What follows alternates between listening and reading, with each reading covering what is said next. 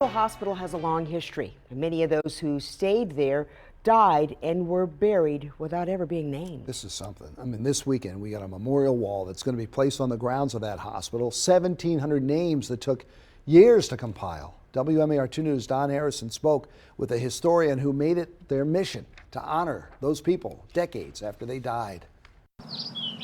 Here on these grounds in Crownsville was the Crownsville State Hospital. Was the Maryland hospital for the Negro insane. Janice Hayes Williams is an historian from Annapolis. It was a mental hospital. At that time, they were called asylums. The hospital was established in 1911. As it grew, it became a place for experimenting with new therapies and treatments. When patients without families died, they were buried on the grounds.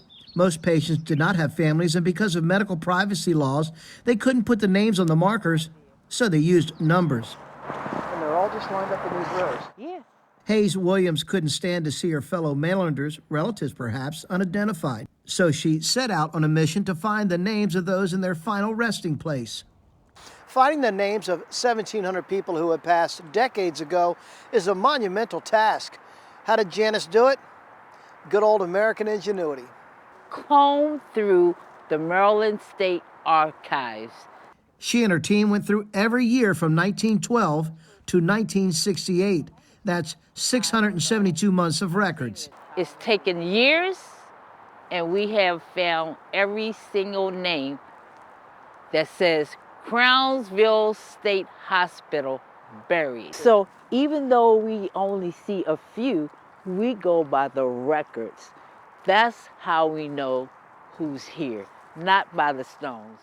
Janice also found out in the 40s, body is used as a cadaver for the University of Maryland Medical School. benefiting doctors for years, practicing surgery and understanding the human body. 1950s, there's a new attitude. Not anymore, we will put the names. Other patients helped bury the dead, so they just hand-scribed the names of the patients on the markers. Burials stopped in 1986. The hospital was closed in 2004.